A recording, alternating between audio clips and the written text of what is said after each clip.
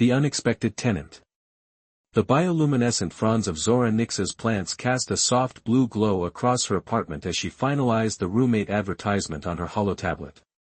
Her delicate fingers, with their slight translucent quality, tapped nervously on the screen. Roommate wanted, she typed. Quiet, clean, non-disruptive species preferred. 300 credits monthly. Nighttime darkness essential. No light-sensitive equipment or nocturnal activities. Contact Zora at Residential Pod 7B, Sector 12. Zora's pearlescent skin shimmered slightly as she read over the posting one more time before submitting it to the station's community board. She had been careful not to mention her species. Lamidians weren't exactly welcome in this part of the galaxy. Too many superstitions about light beings and their supposed ability to read minds. Only half of those rumors were true, but that was enough to keep her isolated. Still, her credits were running dangerously low, and the station's housing fees were astronomical.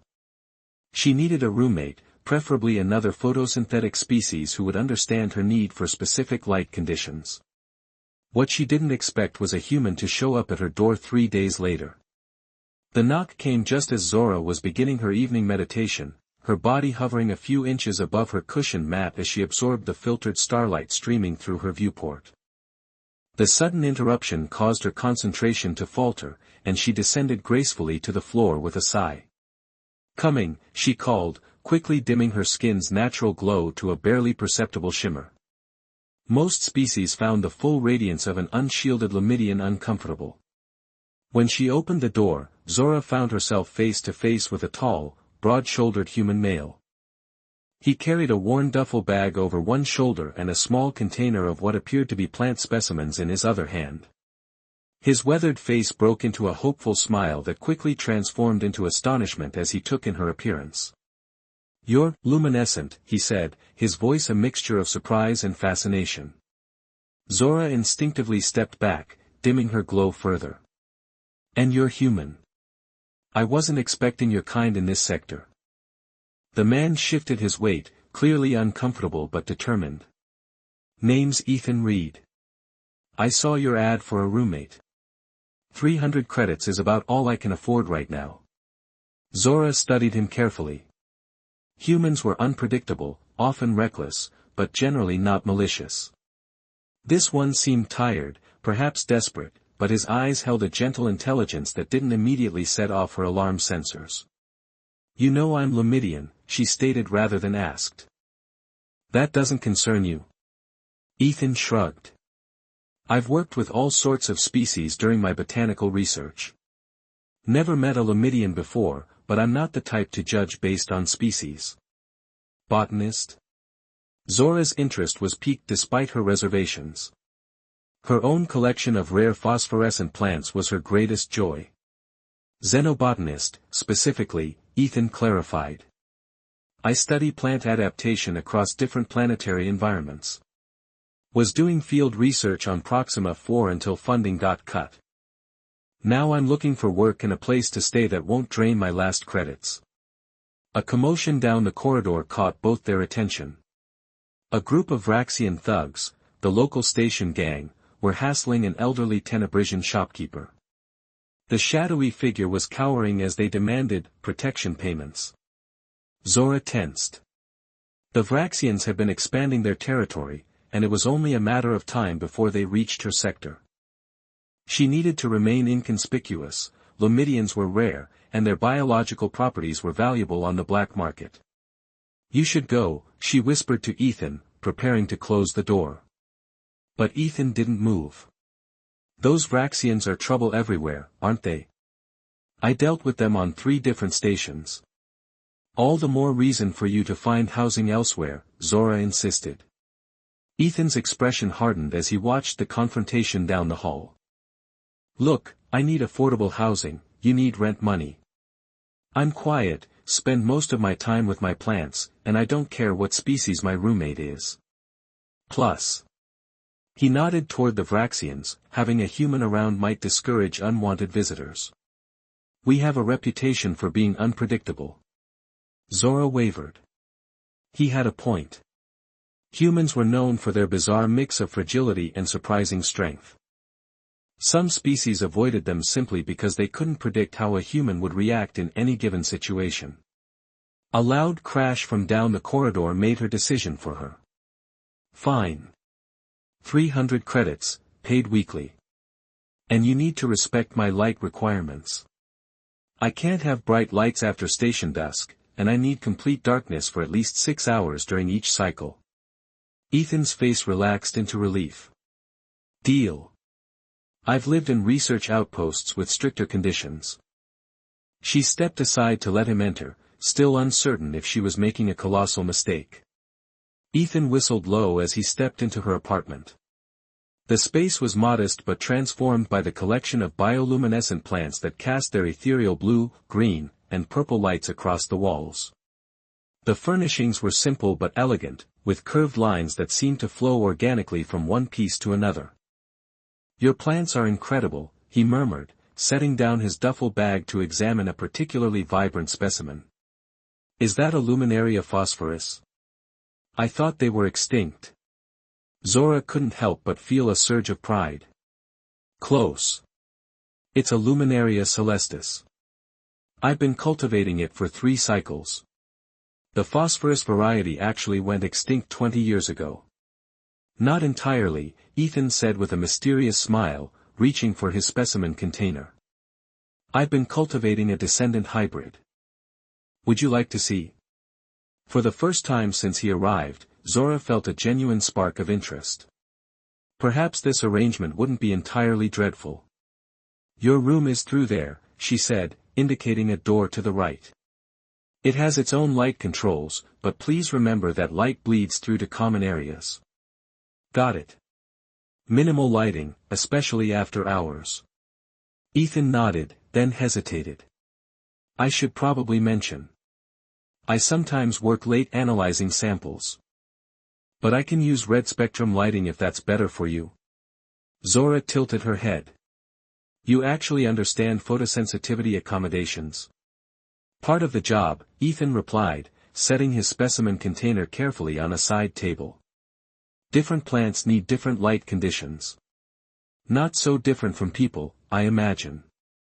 As Ethan settled into his room, Zora found herself unexpectedly curious about her new human roommate. She had deliberately avoided humans in the past, they tended to ask too many questions, and questions led to discoveries she couldn't afford. Later that evening, after Ethan had arranged his modest belongings and set up a small workstation for his botanical specimens, they sat awkwardly in the common area. Zora had dimmed her bioluminescence to a comfortable level, and Ethan had changed into civilian clothes, simple, dark garments that seemed designed to absorb rather than reflect light. House rules, Zora began, feeling the need to establish boundaries. No unauthorized visitors. No scanning equipment, especially spectral analyzers.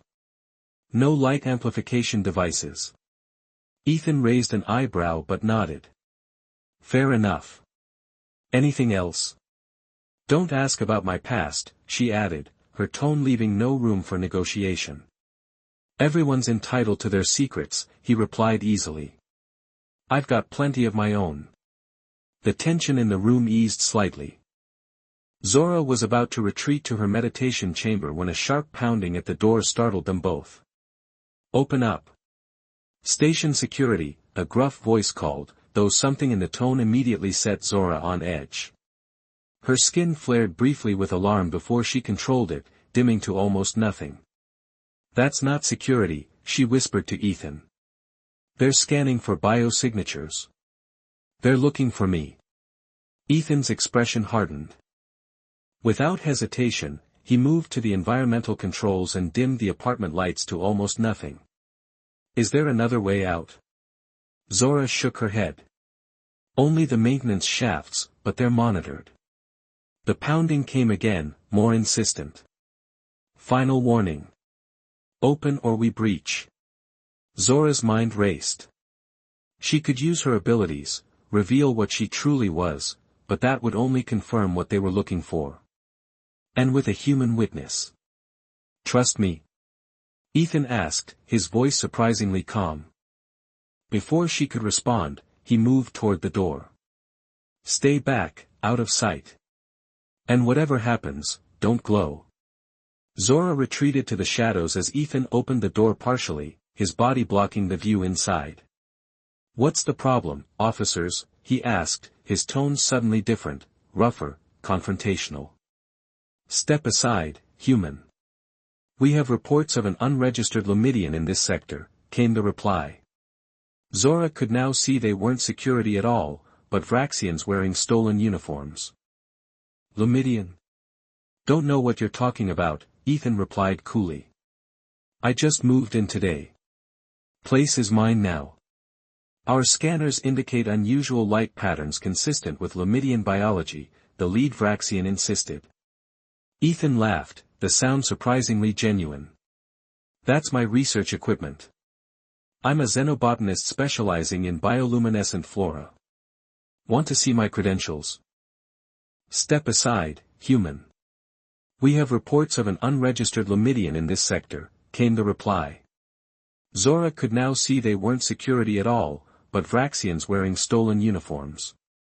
Lamidian? Don't know what you're talking about, Ethan replied coolly. I just moved in today. Place is mine now. Our scanners indicate unusual light patterns consistent with Lamidian biology, the lead Vraxian insisted. Ethan laughed, the sound surprisingly genuine. That's my research equipment. I'm a xenobotanist specializing in bioluminescent flora. Want to see my credentials? He reached slowly into his pocket and produced an official-looking identification card. Zora was impressed by his quick thinking, and apparently, so were the fake officers, who seemed momentarily confused. We still need to search the premises, the leader insisted.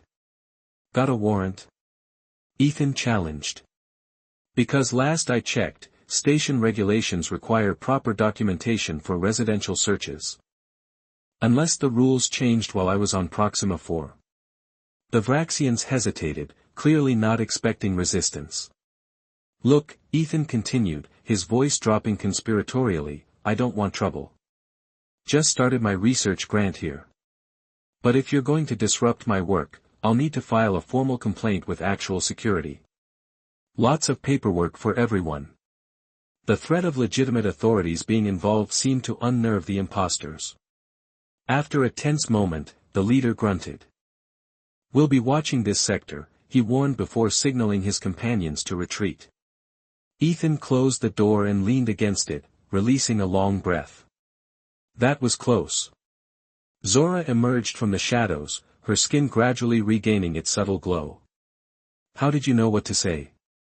Spent enough time around station security to know how they operate, he replied with a shrug. Those weren't officers, just Vraxians looking to capture a valuable commodity. He looked at her directly. You're in danger here, aren't you? Zora hesitated, then nodded slowly. Lamidian biology is coveted. Our cellular structure can be harvested for certain technologies and medicines. So that's why you wanted a quiet roommate, Ethan said, understanding dawning. Someone who wouldn't draw attention. Instead I got a human, Zora replied, but there was no malice in her tone, just wry resignation. Well, Ethan said with a small smile, seems like today, that worked in your favor. Something shifted between them in that moment, not trust, exactly, but the beginning of understanding. They were both outsiders here, both carrying secrets. And perhaps, Zora thought as she watched this unexpected human who had just lied to protect her, they might actually manage to coexist. Thank you, she said simply. Ethan nodded. It's what roommates do. For the first time since posting her advertisement, Zora thought that maybe, just maybe, this arrangement might work after all. Wavelengths. 3 weeks into their unlikely cohabitation, Ethan woke to the sound of shattering glass. He rolled from his bed, instantly alert, years of field research in dangerous environments having honed his reflexes. The main living area was bathed in intense light. Zora stood in the center, her normally pearlescent skin blazing with pure white radiance. Around her, several objects floated in midair, suspended by what appeared to be threads of concentrated light emanating from her fingertips. Zora? Ethan called softly, shielding his eyes. The Lumidian gasped, her concentration broken. The floating items clattered to the floor, including fragments of what had been her favorite crystalline sculpture. "I'm sorry," she said, her glow dimming rapidly. "I didn't mean to wake you." Ethan approached carefully, helping gather the fallen objects. "I didn't know Lumidians could manipulate light that way." Zora hesitated before answering. "Most can't. I'm different. It's why I live away from my people." "You're practicing," Ethan observed, noting the deliberate arrangement of items she'd been levitating. "Trying to," Zora admitted. "My abilities are strongest during stellar flares. There's one passing the station now." She gestured toward the viewport where unusual stellar activity illuminated the darkness of space. Ethan considered this new information. Over the past weeks, they'd developed an unexpectedly comfortable routine. Zora had shown interest in his botanical specimens, particularly the phosphorus hybrid he'd rescued from extinction. In turn, he'd respected her privacy and light requirements, even fashioning special light-blocking window treatments for the common areas. "Could I help somehow?" he offered. "In my research, I've documented how some photosensitive plants respond to different frequencies. Maybe light manipulation works on similar principles." Zora looked skeptical but intrigued. "How would you help?" "Observation. Feedback. Sometimes having another perspective helps identify patterns we can't see ourselves." After a moment's hesitation, Zora nodded. "Tomorrow. It's too late now, and you need your darkness cycle." Ethan smiled. "Deal." Their training sessions became a daily ritual. Ethan observed how Zora's abilities fluctuated with different light sources, and together they developed exercises to strengthen her control. He noted that her capacity to bend light increased dramatically when she was calm, almost meditative. "It's like watching photosynthesis in reverse," Ethan commented one evening as Zora successfully created a complex pattern of light filaments that danced around the room. "You're not just absorbing and reflecting light, you're actively directing its flow." Zora let the pattern dissolve, her expression thoughtful. "My people consider it a defect. Lumidians should harmonize with light, not control it." "That's ridiculous," Ethan replied. "It's like saying my plants shouldn't adapt to new environments. Evolution doesn't follow rules, it creates possibilities."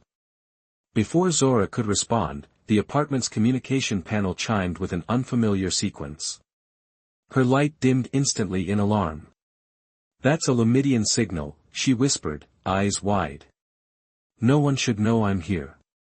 The panel chimed again, more insistently. After a moment's hesitation, Zora activated it. A holographic projection appeared, an elderly Lumidian with silver-white luminescence and eyes that seemed to contain swirling galaxies. "Elder Thal," Zora gasped, her form instinctively brightening in respect before she controlled it. "Zora Nix," the elder acknowledged, his gaze shifting to Ethan with evident surprise. "You keep interesting company, young one." "My roommate," Zora explained hastily.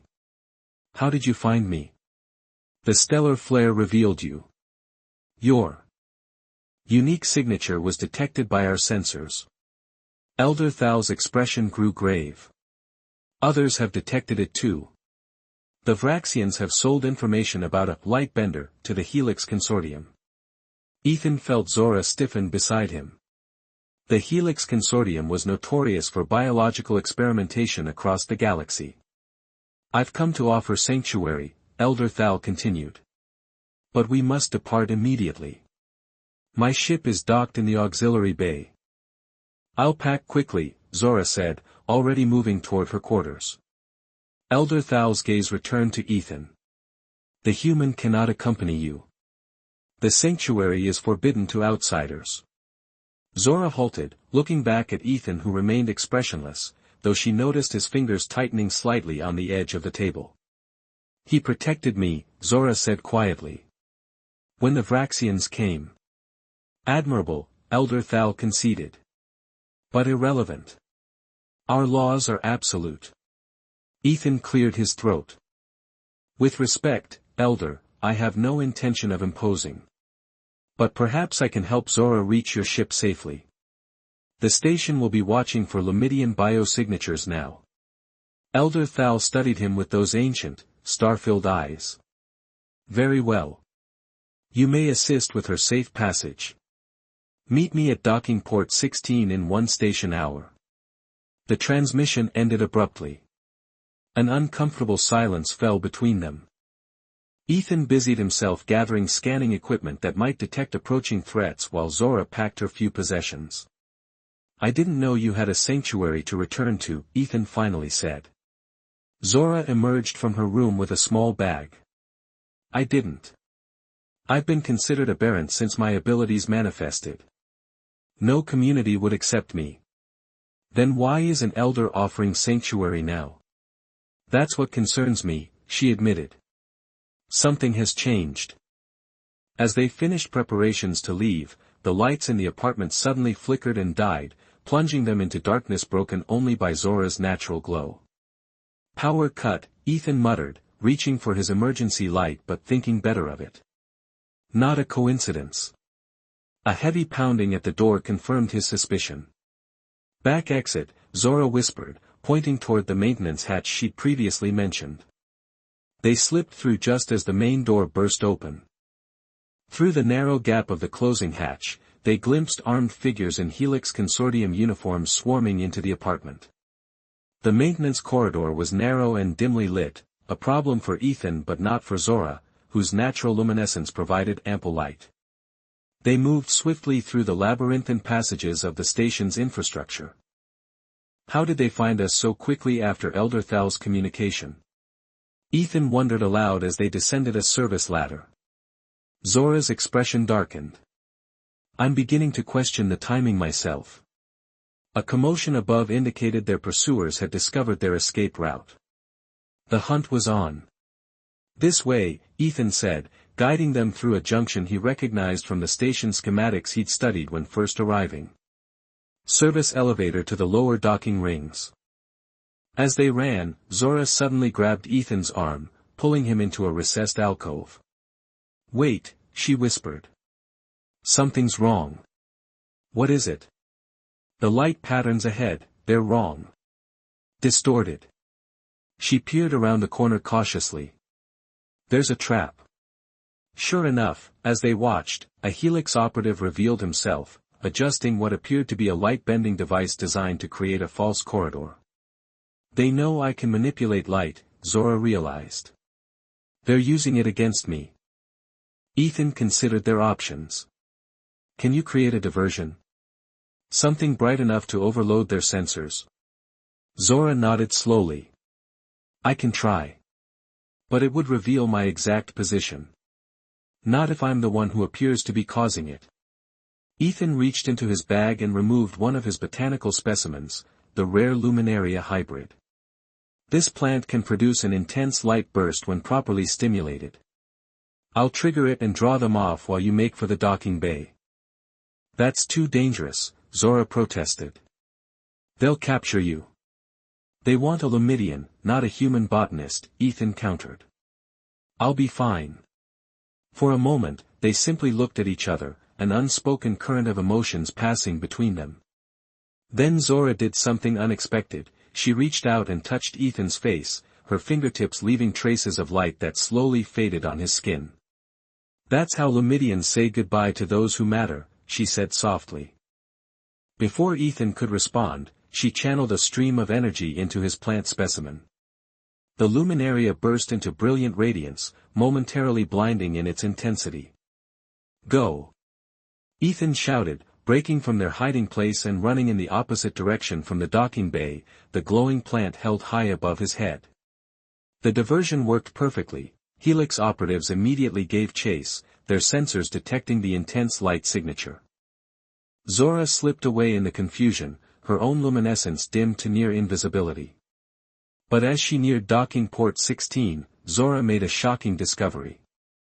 Elder Thal stood conversing with a Helix Consortium executive, their exchange clearly amicable. It was a setup. The Elder had betrayed her. Zora backed away silently, mind racing. The sanctuary offer had been bait to flush her out. But why would an elder collaborate with those who would exploit their kind? Unless. Understanding dawned with terrible clarity. Her defect wasn't unwanted, it was coveted. If she could manipulate light, others could potentially be engineered to do the same. She wasn't being rescued, she was being harvested. Decision made, Zora turned and raced back the way she had come. She would not abandon Ethan, the only person who had accepted her abilities as a gift rather than a defect or an opportunity for exploitation. She found him cornered in a storage bay, Helix operatives closing in. Without hesitation, Zora unleashed her full power, light exploding from her in blinding waves that sent the operatives reeling. "This way," she called, grabbing Ethan's hand as she created a corridor of bent light that concealed their true position while projecting false images elsewhere. "The Elder?" Ethan asked as they ran. "Working with Helix," Zora replied grimly. "We need a new plan." Ethan nodded, not questioning her judgment. "My research vessel. Lower docking ring, Bay 22. It's small but FTL capable."